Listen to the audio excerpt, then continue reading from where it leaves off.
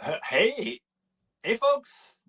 Tom Cagley and Jeremy Willits here with our next installment of summer camp.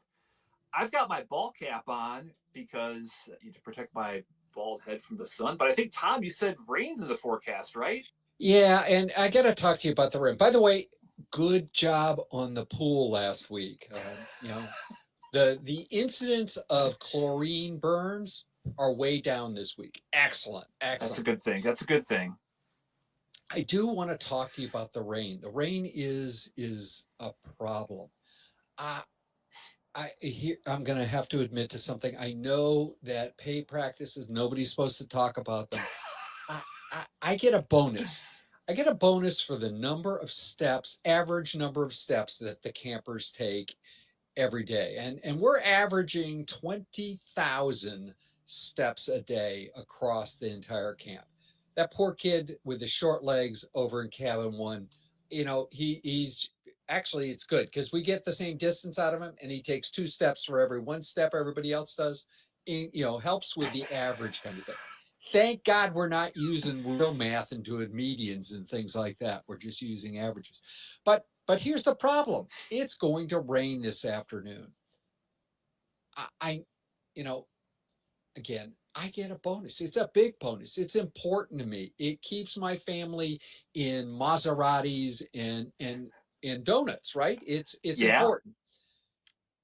I need all of those campers out marching around. And I've done a little bit of a calculation because I've heard through the grapevine that you're sort of incented on the number of campers that actually make it through the summer.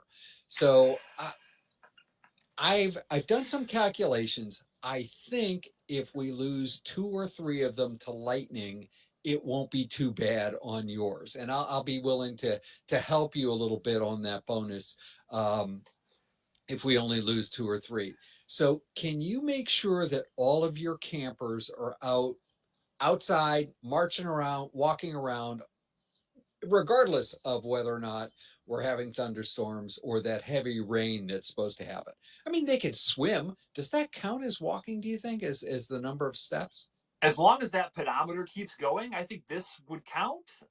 Certainly, we have access to ponchos. We can put folks in ponchos. They don't have the metal buttons that are going to be real lightning rods, so I think we should be good there. We won't use umbrellas at all because that'll be like a obvious lightning thing. And I'll tell the kids, leave all your electronic devices at home. So I think we'll probably be okay to get through the woods that way. Okay. Um, But if we we should lose be a couple, it's okay, right? well, have you seen the kid in cabin three? I mean, they've already checked out mentally anyway. So Okay. if they end up wanting to go home tomorrow, then I think I'm fine with Well, that. I don't care if they go home. I just don't want, they get fried by lightning. It's okay too, right? What are the chances, Tom? What are the chances that two kids get nailed by lightning on the same walk around the camp? I don't know. I guess we could give them all two irons because not even God can hit a two iron. Sure, there you go. That's well said. It Yeah, makes me think of well, Caddyshack too. It makes me think of the bishop. The Lord would never ruin the best game of my life if he gets nailed by lightning. there you go. So I know this is comedy, but it is the idea of pay practices impacting work intake is really important. And I think, just as a general rule, pay practices can affect behavior pretty dramatically.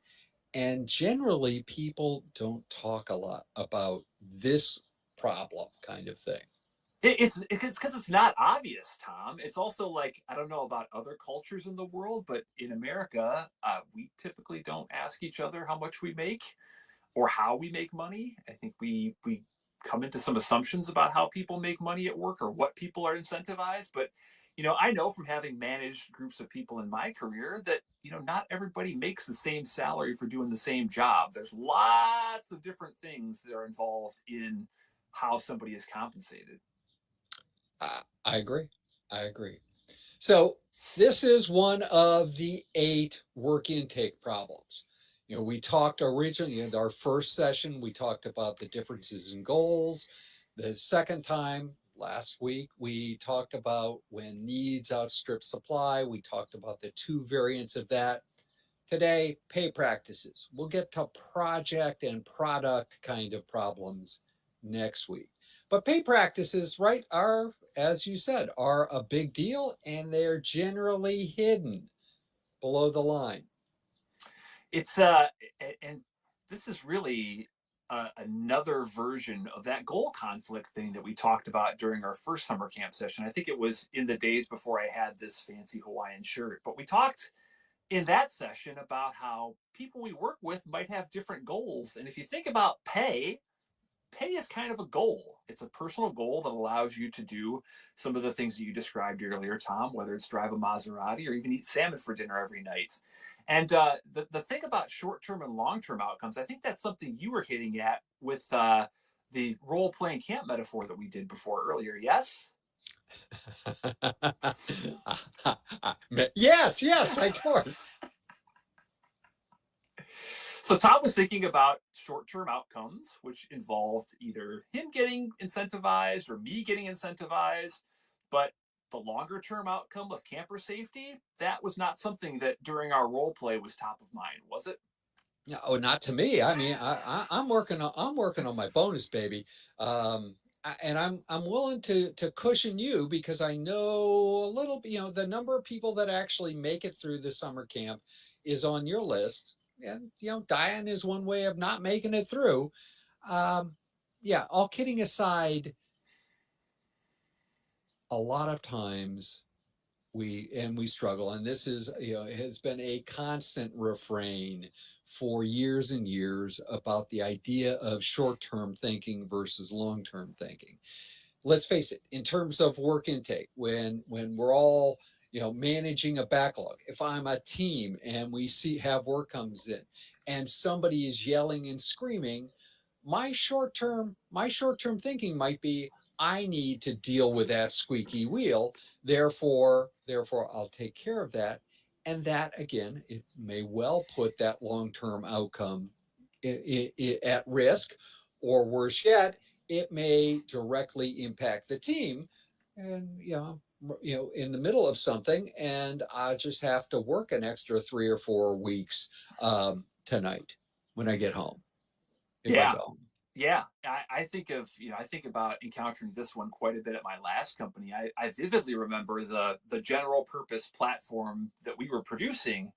One of the challenges we faced is that we went to market in different vertical industries. We went to market in commercial, banking, higher education. So all these different verticals had different sort of sales functions who would, come to the proverbial table when they would try and put work into our backlog with different needs and different understandings. And so when we first started to get a little bit more structure into how the set of engineering teams were operating, I vividly remember pulling in different representatives from each of these different verticals and having a conversation with them about what was most important. And it was pretty obvious that what was important to one vertical was not at all important to the other vertical. And when you stack them all next to each other, their priority lists were completely different. And so part of that epiphany for me was that the awareness that we needed to have a conversation about long term what is going to be best for our business as well as this platform that we're building. So, Jeremy, we both worked at the same place. Um, just, yeah, I remember that too. And I remember what that last quarter of the year was like Mm-hmm. when everyone was attempting to make their sales quotas, which didn't exist, but did exist, and people were really pushing teams at a team level. They went around the product owner and the product manager, and they were going to the teams to get the teams to pick up those functions. That and that again ended up, at least in some of those functions, causing all sorts of havoc in the next quarter, in the first quarter of the year. Yeah. And so you found a way of having that conversation. How did that come about, and what was the outcome? Sure. Well, it came about because what we were trying to do at the time, we were using the scaled agile framework, but it didn't really much matter what we were using in terms of a framework. What we were trying to do is get some structure around our work intake and build up a backlog of big pieces of work that needed to be done. So what we did is we went and talked to the different vertical industries to understand what their needs were, because ultimately the software we were producing was a general purpose thing that different clients of ours or different users of ours could figure to suit their needs. And so through that was a long journey. It was not just a put a meeting on a calendar and talk on a Tuesday afternoon. It involved a lot of prep work, a lot of side conversations to prepare people for it. But once we got in the room together and people started to read out their lists and understand that there was not a whole lot of commonality, it was not only an epiphany for me, but an epiphany for the engineering managers, the even the executives that were in the room, that they needed to have some more commonality and longer term thinking around what we were trying to do. And so the outcome of that, my recollection of it, is that we ended up prioritizing our large item backlog list by favoring one of the largest vertical industries that we served, and that was the healthcare vertical industry. And so when we were taking a look at the different vertical industries that we served, we started to talk about actual money coming through the door for paying customers. And that quickly changed the dynamic, because to have, for example, a higher ed customer come in and say, well, this one institution wants to do this one thing with, this one software piece. And so I need you to go build that feature so I can sell it to them. That's a much different conversation than we have multiple healthcare customers who are giving us multiple millions of dollars every single year for the software. They all need this. So the outcome of that was that we ultimately constructed a backlog that was much more aligned to the longer term needs of our general purpose product than being held accountable to serve 10 different vertical industries at once. So how do we identify, especially since this is a hard topic to have a discussion about? You know, hey, Jeremy, how are you being paid? In many instances, let's face it, having that conversation is not just career limiting, it's a violation of the employment agreement that you signed. I can dig through my drawer and find half a dozen employment agreements that I've signed over the years, and I think at least two or three of them have you are not allowed to talk about you know how you're getting paid, kind of thing. So how do Yeah. how do we find out? Well, I think there's some these questions here that you see on your screen. Like, so that first one, an over focus on short term requirements. I think this is one that you need to. I mean, I know we're going to talk about going to the Gemba and observing in the future, but the example you just gave our viewers about how you noted that the end of the year was always kind of frantic with feature requests and trying to sneak things into the software or our products that we're producing. That's an area where we can observe, I think, pretty keenly, whether we're working with individual teams or sets of teams. It's like, what's the vibe around the office at the end of the year? Do we see the sales guys or product managers a lot more at the end of the year when they're trying to sneak things in? I vividly remember the last company we worked at too. The sales team would sell all the way up to December 31st. So we would hear, I kid you not, we would hear uh, glory stories or horror stories, depending on your perspective, in January, usually about how so and so got some really large deal over the line before the end of the year. And it always made me wonder, like, it, for those of you trying to sneak things into a software product or other product before the end of the year, don't forget that a lot of your capacity will not be in the office during that time of the year. That was something that was, I think, lost on our last company, because you would have the product managers, the even the project managers sometimes would be there trying to get things into the software and not realizing that most of the folks were done by December 10th. Can I admit one thing that I have never admitted to um, publicly? So Sure. I didn't get time off in that time frame, um, and you're right. It was. I don't think any of the three buildings had human beings other than me, and there might have been a couple of other people in those buildings. It was.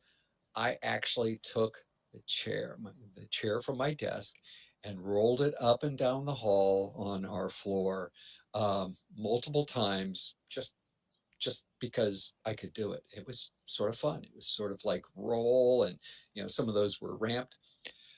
Another story about this pay practice thing, um, arguably, um, was helping an organization that only had three software teams in, but it was a multi-billion-dollar organization. Most of the money was in finance and invested, but one of the teams uh, supported the HR and the HR systems and publicity. And at the same time, at the end of the year, it became apparent that the publicity people were always had some web work and some HR system work that had to be done, but they would go berserk at the end of the year, just and they wouldn't say why. Well, lo and behold, they were being incented by the number of people that were identified in the press and identified then by the Nobel Committee as being Ooh. potential Nobel laureates. And the whole organization made a lot of money when one or two a year generally did win a Nobel award. And that, at the same time, that's when all of the reviews had to be done, and therefore all of that had to go into the HR system. Yeah. Yeah.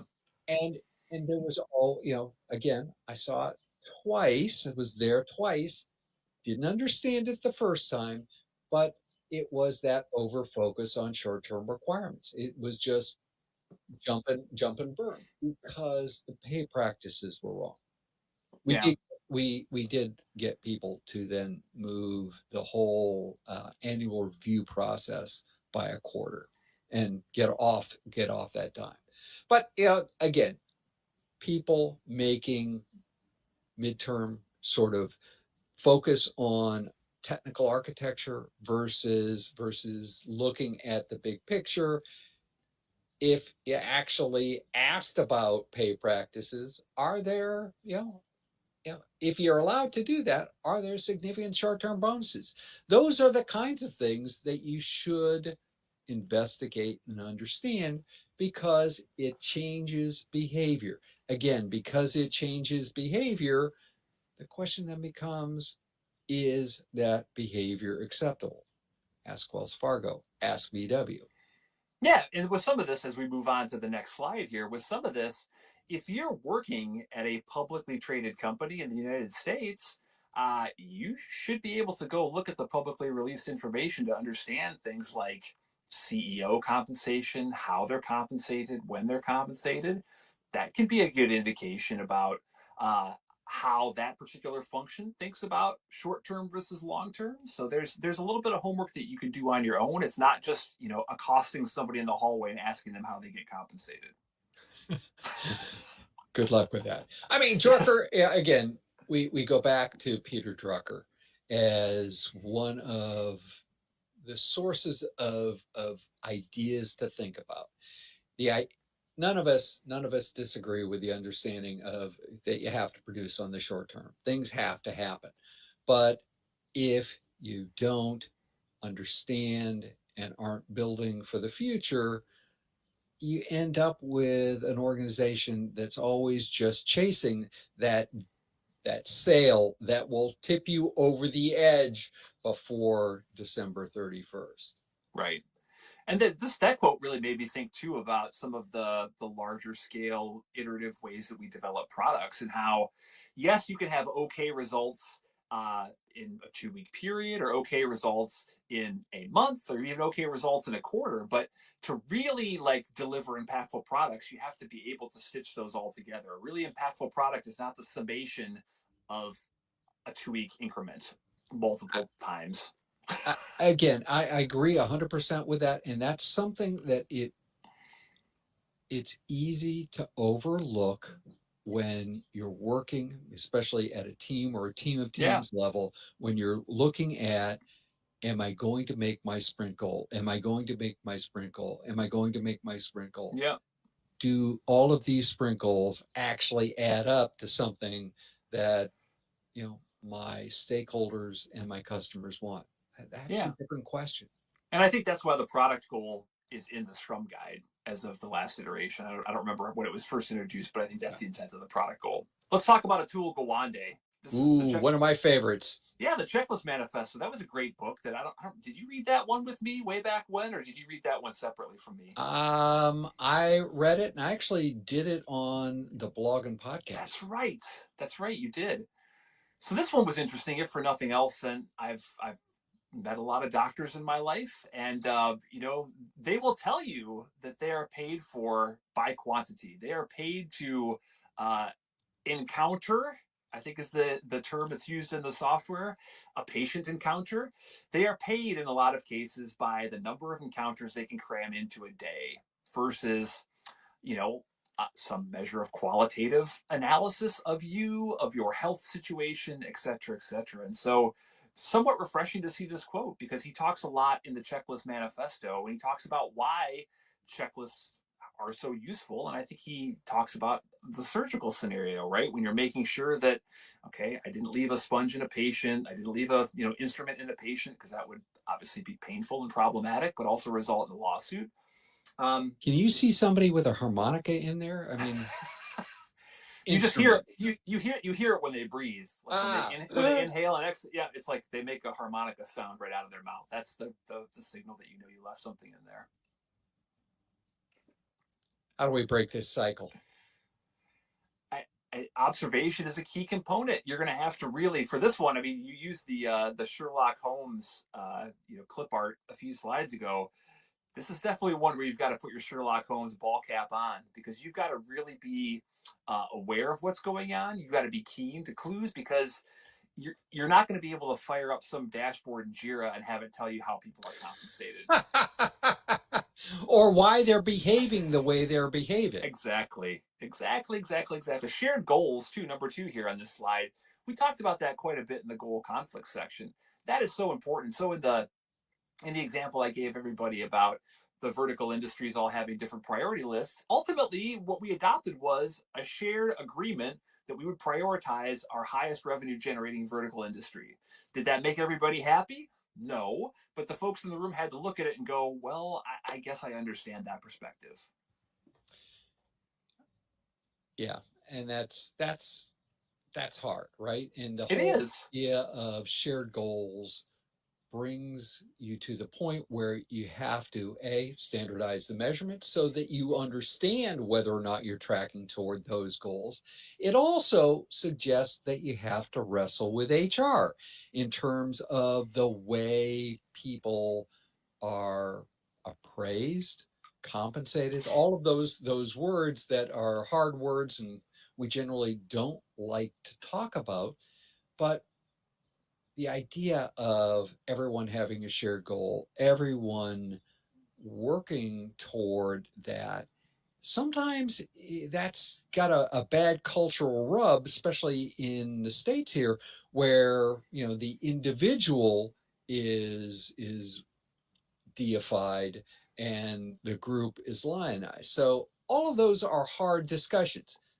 Standardized measurement, having everything visible, standardizing measurement are critically important to getting at least the conversation on the table, which brings us to my favorite number five, and that is at some point you have to take what you learned when you went to the Gemba, understanding what your shared goals are, that Mm-hmm. visibility and measurement, and you have to sit down as a group and actually talk about it and decide what to do. And maybe it's spot on, Tom. And maybe the way you could frame it is going back to our pal Peter Drucker. Maybe you could frame it in okay, short term, what do we want to achieve versus long term, what are we trying to achieve? And sure, you can go down the path of using things like sprint goals or product goals or OKRs or some other goal setting framework. But really, like what you want to understand is do we all have an agreement about what we're going after in the short term, and do we all understand where we're going with the long term? And do those two things are they copacetic? Ooh. It's a good word. Yeah. Are you working on vocabulary with the campers? I've started to read some Shakespeare to them. I don't know if that word was in Ooh, there or if that was in. I'm also reading some Marcus Aurelius to them. I don't know that copacetic is in there as well, but you're trying to give them some Stoic philosophy as well as some of like the legendary English playwrights too. excellent, excellent. So this is session 3 of summer camp. We're trying to keep this light. We have 5 more sessions that we're going to do. The next one is on July 10th at 11:30, and we'll get notices out to everyone that signs up. We'd really like you to sign up and join the mailing list so we can keep you informed. But again, lots of people don't like mailing lists. Just keep an eye on LinkedIn if you're not Yep. going to go down that path.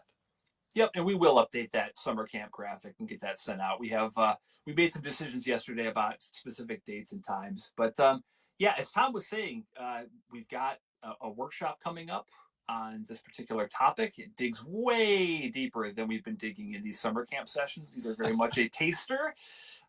You know, It puts you to work, by the way. You are not there just to listen to us, that even is though we true. are quite amusing. We will march you through the metaphorical woods in a poncho in a rainstorm, but we will not let you get hit by lightning. In fact, we'll prevent you from getting hit by lightning by some of the stuff that we'll teach you. But we've got our workshop link there on the right side of the screen, and we also have a book. It's kind of lurking back here in the corner behind me. It came out in January on J. Ross Publishing. It's available in all the places that you would normally buy books that rhyme with Amazon.